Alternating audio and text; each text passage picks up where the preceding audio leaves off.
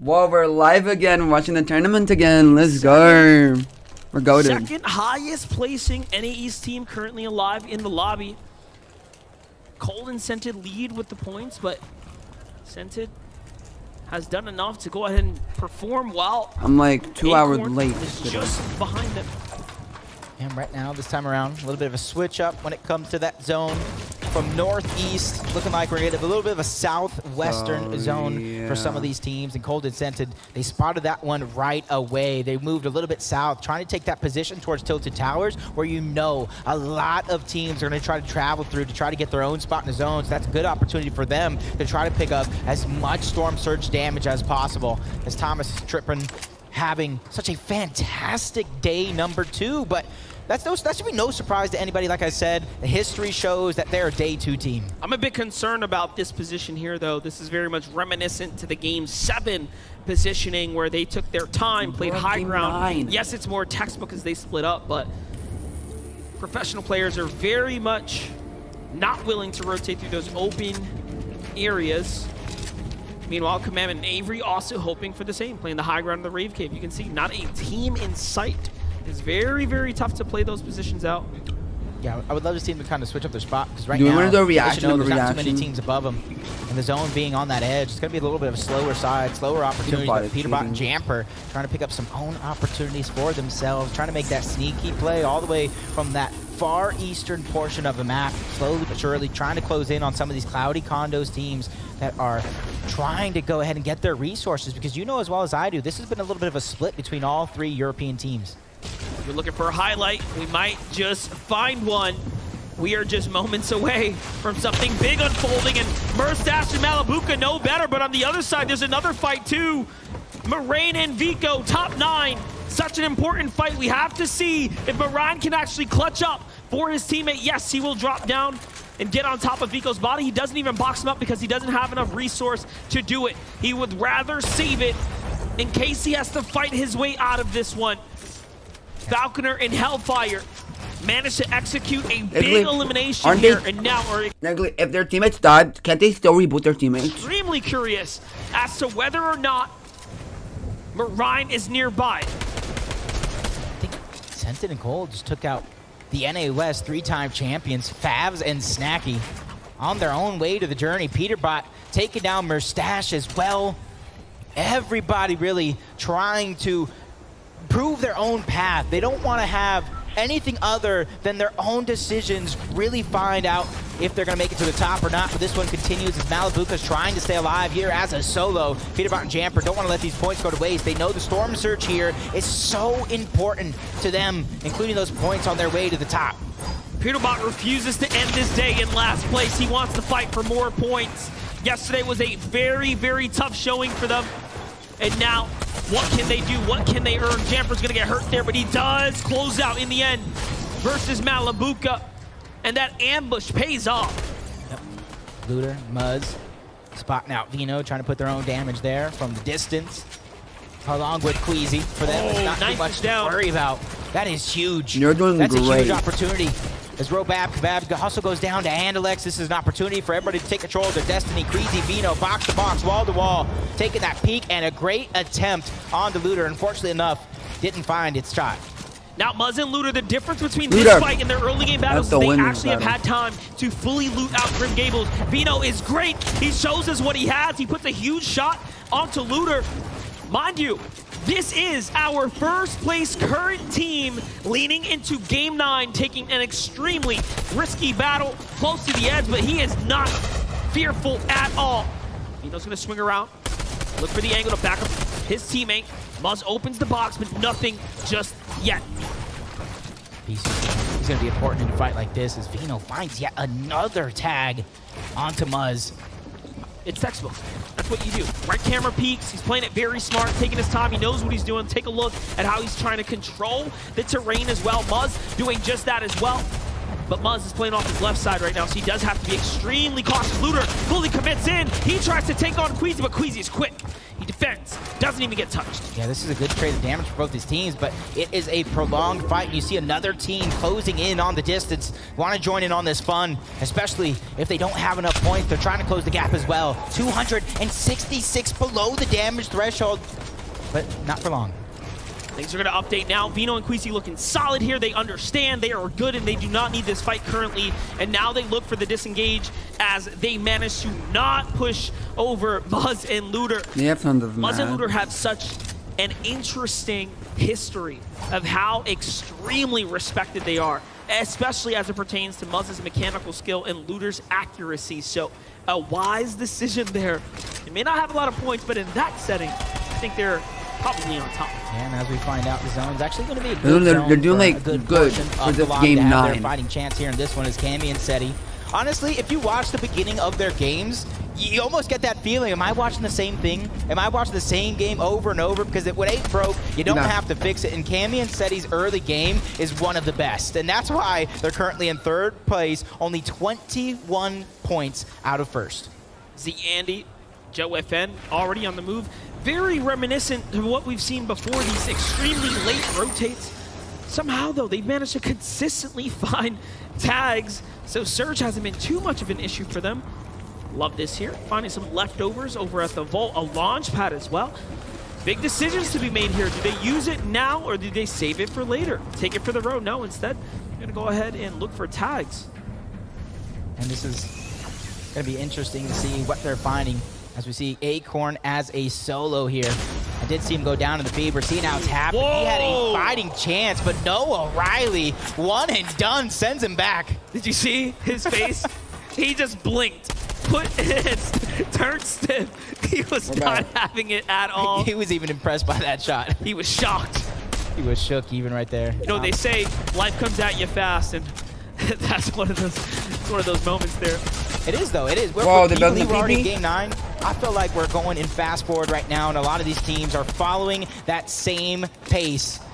And jump on board, one of the best EU teams here in the lobby, suffering to Storm Surge. Trippin is actually going to go down, 23 below. Thomas, he's trying to do everything he can to find the damage. What a huge, huge engagement happening here. There's a lot of story unfolding. PH Zin is hurt as he finds one. Kitos is going to go ahead and slide on in after the knock off the Trippin, but they get up. PH Zin slides in.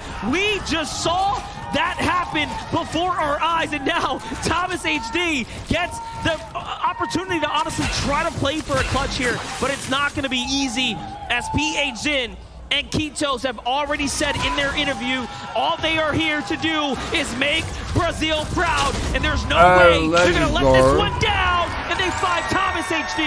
That was second place. Second place is now down. The aggressive Brazil region trying to rise to the top as Cammy and Seti are now met with Kanata and Macwood. And honestly, I don't think either one of these teams want to stay too much longer here in the zone. They want to try to get themselves that good spot, not too far behind any position right now. But Cammy and Seti putting the shots in from the distance. They know Storm Surge right now might not be a wordy, but later on in the game, it might have to be something they think about again. Pivotal moment right there, finding those tags, giving themselves more time to work with, as they are one of the last teams to have to make this rotate right now. Us casters have the wider look at the map, so we can tell how much is really going on here, and this southern area is looking dicey. Yeah, Tilted Towers is majority in there. You can get different elevations. You got to be careful when traversing through that. As KBR, you see the elimination onto Peterbot, him and Jamper. Such a good run here on day 2, trying to make a comeback for themselves, bumping up a couple placements. But KBR and Zeet overall have been impressive game after game. Their consistency is absolutely insane. Their game plan, honestly, has proven to be one of the best. With those set of elims, that now puts them just around that 5th place mark. They're on the heels of Joe and Z Andy, looking to go ahead and wrestle that one away, but the lobby is focusing on them. It's not going to be an easy rotate. The next time we tune in, they might be extremely worse for wears. Larson and Smite also having a problem. Search is active just soon. 20 seconds away and they're below the surge. And you're seeing what happens when they don't take that off-spawn fight. Both Muzz and Looter are hunting for damage, and you're seeing Smite and Larson have to do the same, and it's causing them to use a lot of their resources to try to survive this. And see Reek picking up 2, taking down Threats and Alice, a team forged specifically for this event. As Smite and Larson still trying to peek through every angle that they have, but still below on Surge, not finding that comfortability just yet. They do know that the body was eliminated there, though, so although no tags, they will find some heals, and that is going to be a difference maker.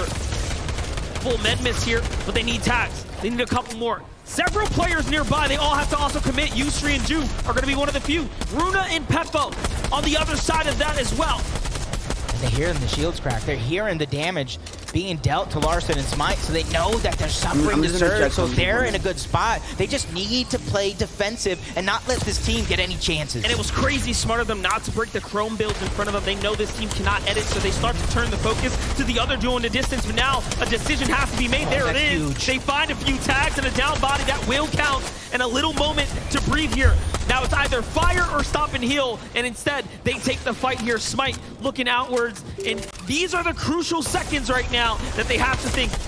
But once again, Storm Surge is going to shut off, and right as they were falling, right below it, a lot of those heals, a lot of their resources being used just to stay alive here in this position. So for them, in the back of their minds, they might be trying to look, when can I get a refresh? Where can I get a refresh? Because sooner or later, that is going to be a must if they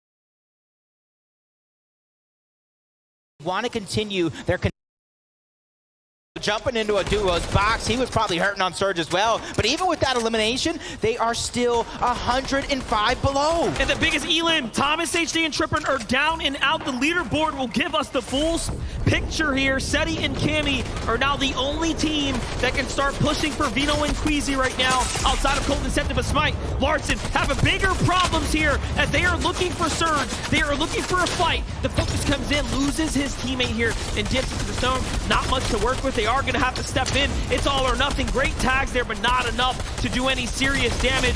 Larson is down and out now for the count. That is it. 7th place out of the competition.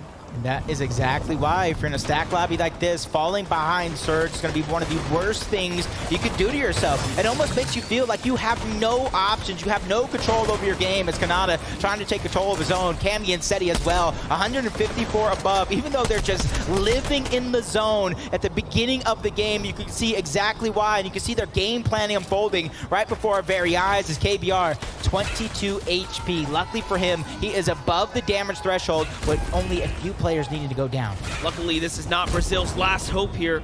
King and Ed are still somewhere alive in this game, but KBR at 22 HP, you have to wonder, he won't be making it too much further. How far can he push the envelope?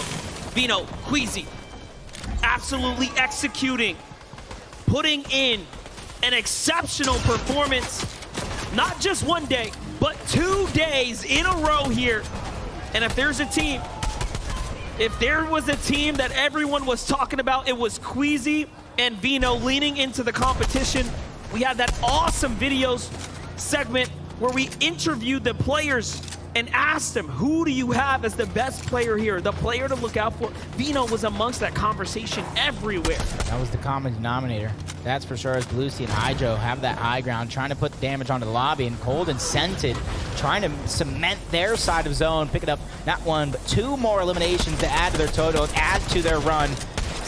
As Hen picking up and taking down Aqua altogether. That tag team coming out from him and Vortex, proven to be successful. As you can see where the leaderboard squeezes, as Thomas and Trippin went down early on. Cammy and Seti taking away that 2nd place spot. And last game, we talked about it, the same thing, 21 points behind. They have closed that gap. Now